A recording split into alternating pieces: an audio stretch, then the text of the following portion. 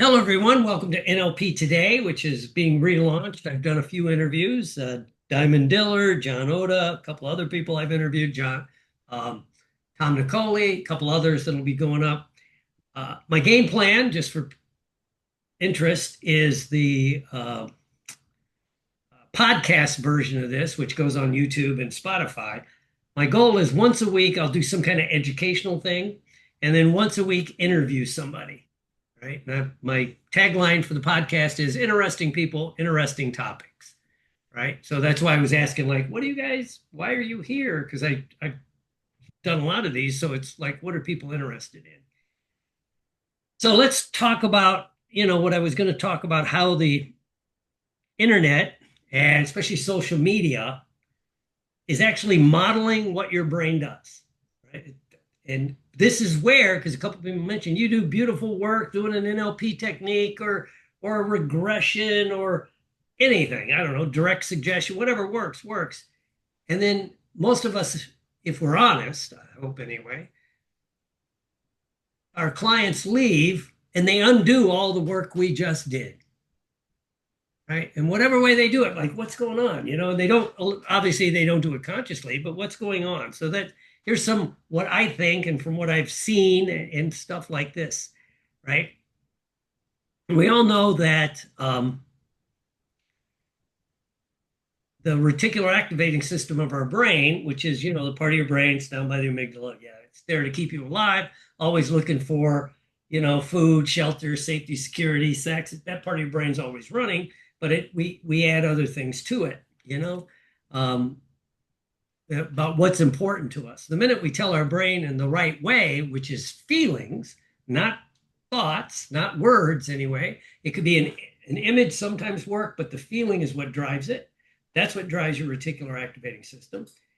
So, it's when people have a phobia, I would argue that, the let's say a spider, they see the spider, it recalls the feeling. That's what the phobia is. It's not the spider. It's why an intelligent, articulate person, that knows stuff. And if a lot of you know, dealt with phobias, and even our clients will say it doesn't make any sense. When I lived up by where Miss Karen is, I'd get people coming in with phobias of spiders. And I'm like, there's really not too much around here that'll mess with you, right? Then I come to Florida, a lot of shit down here wants to kill you. Heaven forbid you go to Australia, everything there wants to kill you. Even the koala bears are evil. But tough crowd. But so that's our reticular activating system. We get that feeling in there, and it'll set like what images and even what words will come through, right? Because words, you broke his area, the left part of your brain was one of the last areas to develop. So it's the newest part of our brain, and it's not really connected to the amygdala, right? It has to kind of go through feelings.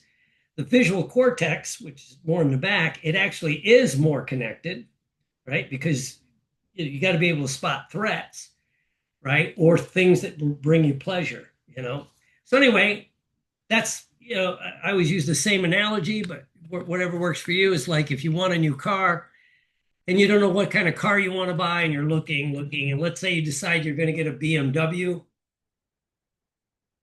suddenly you'll see a BMW everywhere. That's it in a nutshell, right? And you could think about that could be a good thing. You've told it it's important, it finds it for you. But on the flip side, what can happen with our clients is, let's say they're trying to lose weight and they're trying to cut out a certain food, right? Well, that food that they're trying to come out, it probably has a strong emotional component, and their brain will look for it in the universe, right? So it's like you have to begin to, and they'll unconsciously do what we're going to be talking about today. So that's kind of about it. But let me give a quick background. It's a little bit different than a talk on this. It's like, why are people feeling so disconnected anyway, right? We feel like we're losing ourselves? What's going on? And I read an article a guy wrote, research psychologist, and said one of the things he sees is a lack of hope, feeling of helplessness, and total apathy, right? Because things are out of your control. And so, and why is that? Like, what's going on, right? Well, it has to do with a structured way to get you to forget who you are, right? And I don't care which side of this political spectrum you fall on, they're, they're, we like to think we think and we make decisions, but what if you're being programmed to respond in a certain way, right? And even smart people, the people in our fields and stuff, when it's really happening at the proper level, you you're in the matrix. You can't see the matrix when you're in the matrix. I hate that weird analogy, but that one will work, right? And so it's these algorithms create a false reality. It's manufactured reality, right? Whether you want to call them echo chambers, this or that, but think about the brilliance of what they're doing, right? And one of the things they have to do is get you to forget who you are, right? And I know some people here, whichever side of the spectrum you fall on, you probably had friends or relatives that agreed with you a few years ago. And again, doesn't matter which side. And now they're on the other end of the spectrum. And you're like, what happened to you? Did you forget who you are? Right? And you could say whatever, they grew, they changed. But yes, that's not that hard to alter. We act like it's very hard, right? But it has to do with emotional targeting, right? Because much like the person that says they want to give up chocolate, chocolate or chocolate chip cookies, and but that has a strong emotional component, emotional targeting, right? If a picture of a chocolate chip cookie or the right kind of chocolate pops up, she's not here today, or I'd make fun of Hershey. Um, uh, it gives you that emotional response, right? Which can override all the thought processes that we're working with, that we're trying to reframe and redo. And it's still running, so it'll do this, right? And so what the algorithms do brilliantly is pick up on the things you click on, the things you spend time with.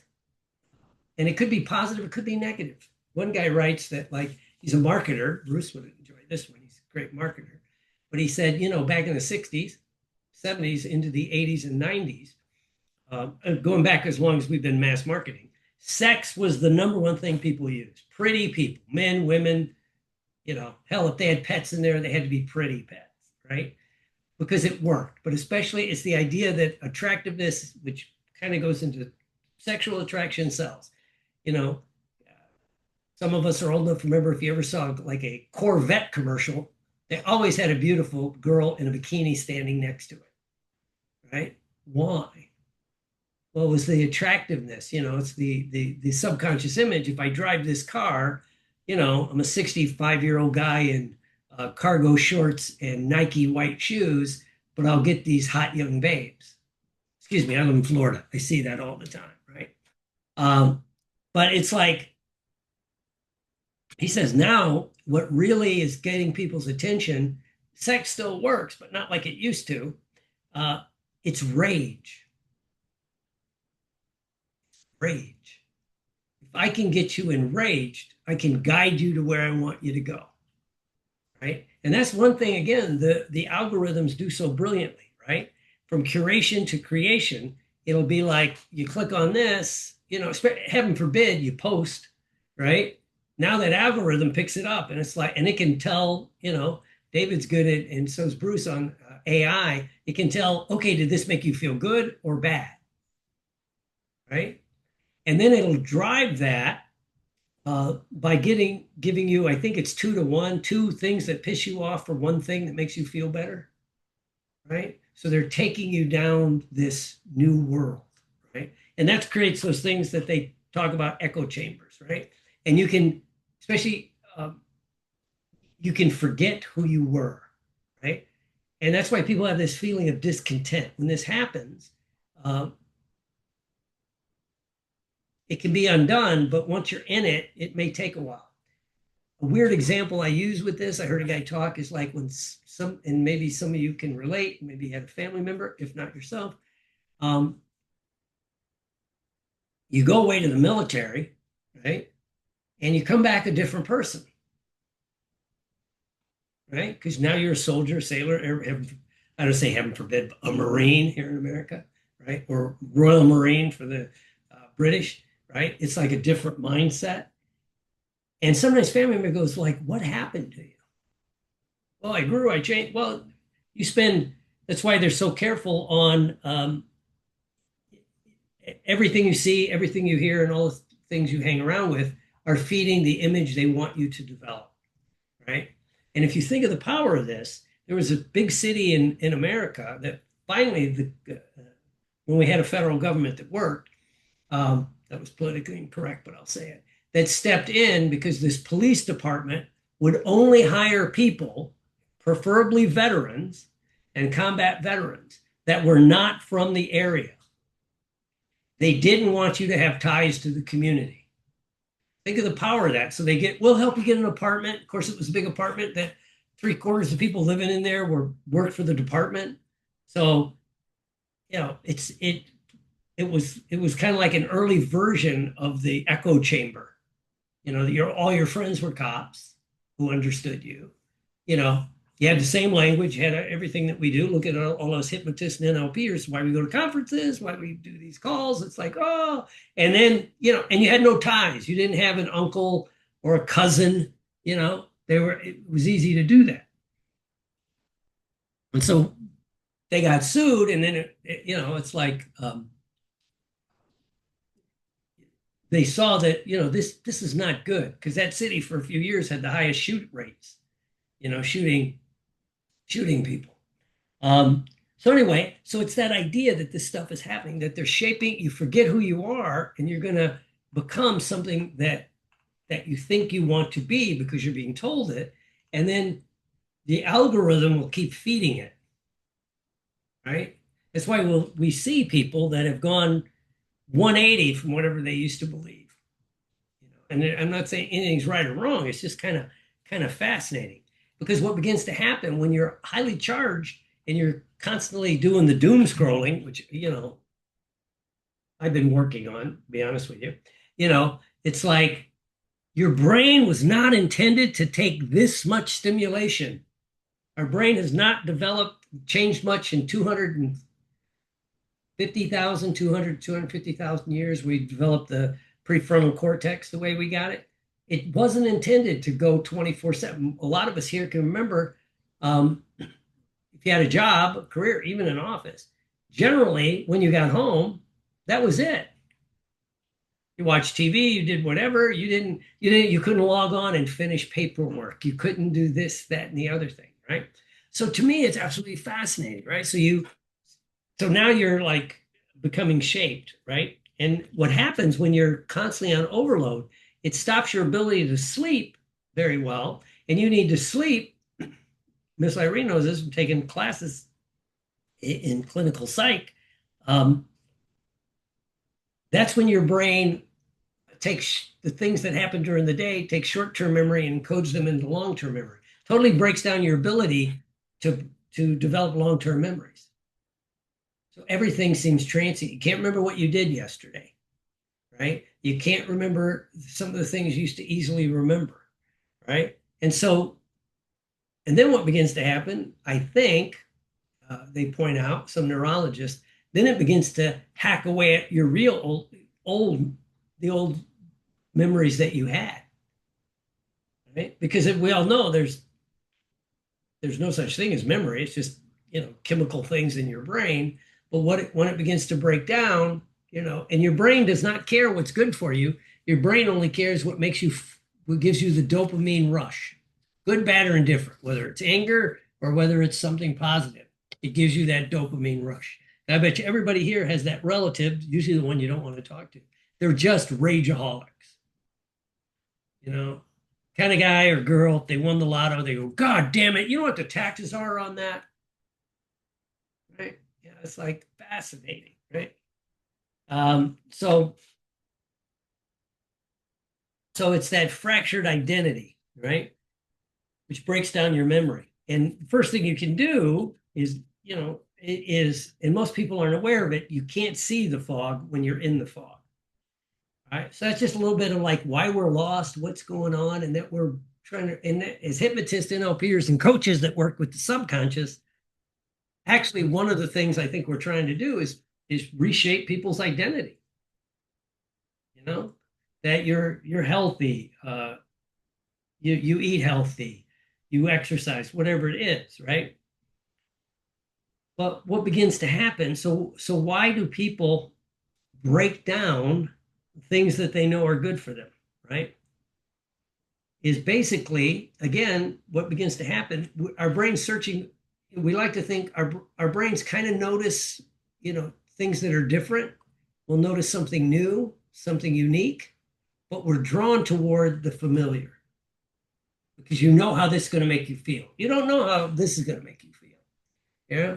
Why do chain restaurants work so well, especially in the West, Western cultures, right? Is I don't really like Wendy's, but if I got off the highway, if I was driving, there's a Wendy's and there's a local diner.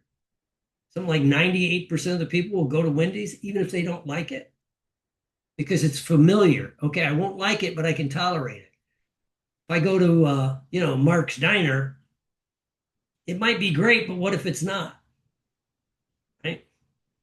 And again, your brain will go for what's familiar. You notice what's unique, but you're kind of drawn to what's familiar, right? And the algorithms, tied into the algorithms, pick that up, right?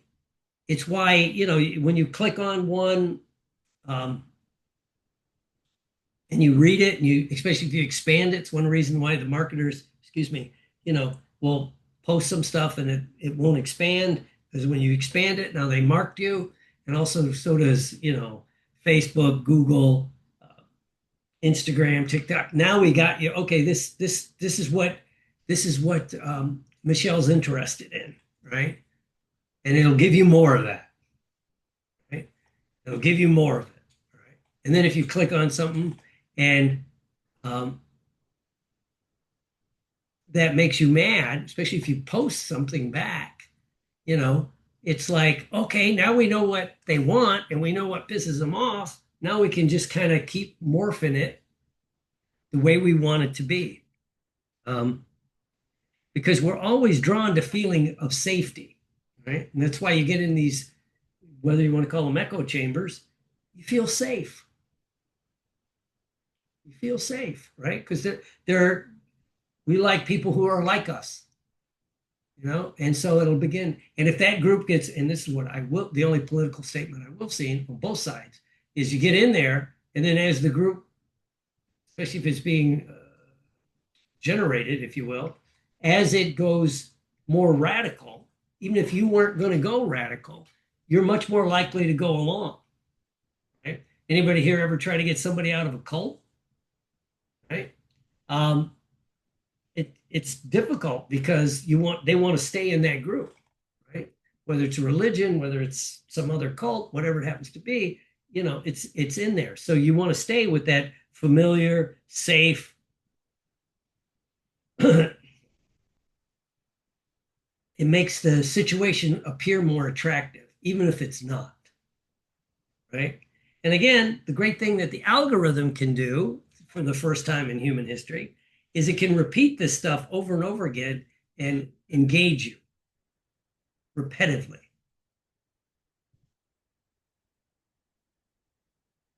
It can just keep you engaged, keep you going, right? Used to be, some of us here can remember, you read the newspaper and that was it for the day, right? Or you watch the evening news or the fight, and then they kept at, now it's 24/7. You get on this, it never ends, right? So why do we do that, right? So there's basically, you have some, when I teach the behavior profiling like the FBI does, they also talk about there's certain things that are magnetic to our brains, right? And one is like an echo. Our brains are searching for echoes, right? And then basically what it's trying to do is proactively, if you will, recreate painful situations from the past, right? Whether it's burnout or drama or abuse, right? Because your brain wants a placebo effect that you're in control, right? And so again, it doesn't matter what it is, right? And then we have like a mirror thing in our heads, right?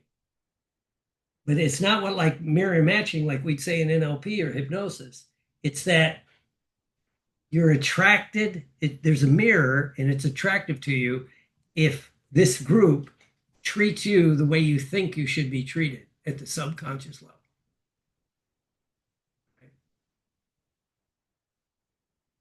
So you might say, it's the guy that's successful and dynamic, got a good business or whatever he's doing, and he's only drawn to women that are disapprove or other people. I won't make a judgment, right? That are disapproving and condescending because that's the way he was treated when he was younger.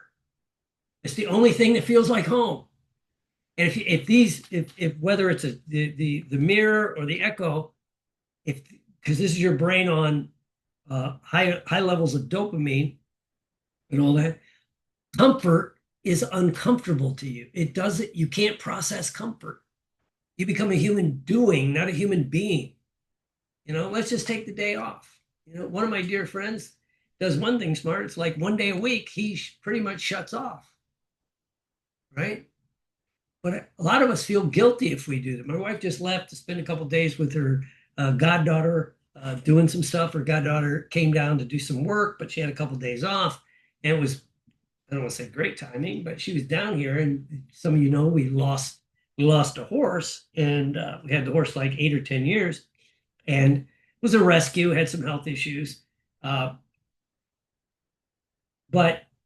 and when my wife, take her inventory for a moment, she was feeling guilty about like not being here and doing work. And I'm like, we don't run a suicide hotline.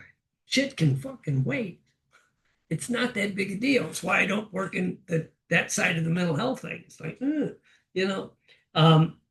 so, but again, it treats you, if that's the way you were raised, we always got to be doing something. Like, what are you doing? What are you doing? Right? And you're drawn to like the first job you get, it's McDonald's, or what is it? My daughter, because she worked there, said, you got time to lean, you got time to clean. Right? You got to be doing.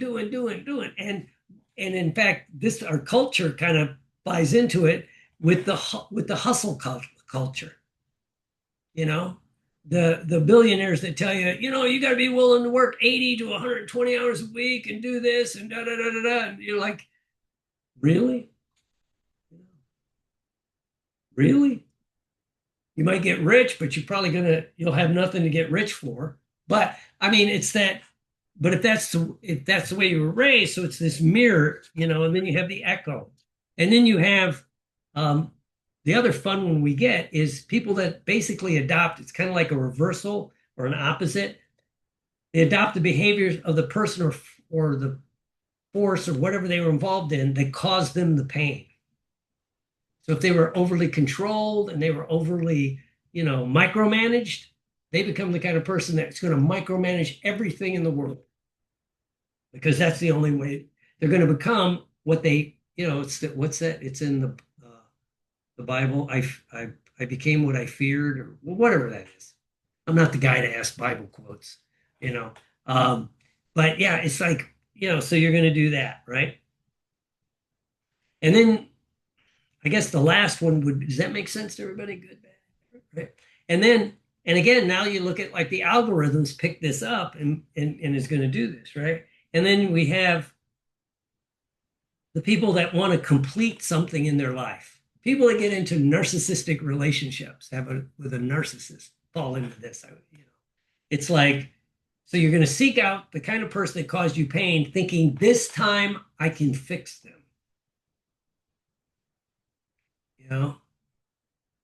This time it'll be different, right? It'll be, it's someone I know, they're like, started dating this guy and, he had 3 kids. Now, this is going to be very judgmental. I don't care. He had 3 kids by 3 different women. And all I ask is, why the hell do you think it's going to be different with you? Because, basically he's this close to being what I want. Right? And I'm like, okay, good luck. You know, we'll see where it goes, right? Uh, but you're trying to fix the person or the place or the organization. You'll go into the kind of company you said you would hate because it micromanages you, thinking you'll be the exception to the rule. Um, so anyway, again, like I said about the mirror thing, is a person of girls is very attractive, but she's drawn to guys that treat her like shit, right? Because that's the way she was treated earlier, right? Um, the reversal is again someone that was constantly steamrolled or in a narcissistic relationship becomes the micromanager kind of person. And if they get in a relationship, they're going to micromanage every aspect of that relationship. And they become a parent, they're going to be a helicopter parent on steroids, right? Which doesn't end well, right? And you know the and again the completion. I always think of somebody I know. Again, it was a brilliant lady, but she was drawn to people in chaos, men in chaos. And she liked bikers, right? And it's like, what? In fact, she got one guy and bought him a Harley. He couldn't even buy his own Harley, but she bought him a Harley, you know? And I was just from the outside watching, but thank God she did get with a therapist that helped her change her thinking. And she goes, I can just buy my own bike, you know? But it's like fascinating stuff, right? And so what kind of things are you drawn to, right? Now, if you want to reset this, it is you could start with, we talk about our reticular activating system, the whole Neville Goddard, think about what you want, tie it with a feeling, because Neville Goddard and his feeling is the secret, right? It's the image, but it's the feeling. You can work on that. But I would challenge everyone, and I've been trying to do this, is when you are playing on Facebook or Instagram or TikTok, start hitting that not interested button or hide it, right? Because the algorithm will pick that up. You got to do it several times, right? Because it's going to feed, and start clicking and liking the positive things. My goal and my thing is for my Facebook feed, especially, is going to be everything in it is either hypnosis, NLP, maybe recovery, substance abuse recovery, or acting. That's it. I don't want anything else on there, right? So if it pops up, it doesn't affect me, And then I did this once with some people. They're like, it affects you. I go, I can't change it. I'm in Venice, Florida. Whatever's going to go on in DC is going to go on. Me getting my panties in a bunch isn't going to do anything, right? So kind of like you would do your reticular, because again, you're trying to change your reticular activating system, but if you're using your algorithm to feed the bullshit, then it's gonna unwind it. And I think that's what our clients do. I had a lady when all this was still rather new, and I still had an office. That's how long ago it was. But this stuff was around. She was losing weight, but then she'd stumble and put on a couple, then come back and lose weight. And finally, she goes, maybe I should quit like posting or liking all my friends when they put up these meals. Right? It's like, yes, And I said, just like in my personal life, my recovery life, I'm not going to click on, hey, great, that looks like a good bottle of wine, right? In my case, still going to end up in the back of a squad car, so it doesn't really matter, right? But it's like what are you feeding it? And it'll create that loop. And we're all into that with the subconscious. You won't even be consciously thinking about it when you're clicking on it, right? So take some time and go through, maybe, spend 10 or 15 minutes and just kind of go down your feed or whatever. Yeah, Facebook, Instagram, TikTok, go down the feed, maybe LinkedIn. I'm not big on LinkedIn, but anything that doesn't give you what you want, health, vitality, secure, whatever it is you really want, hit not interested, hide the post.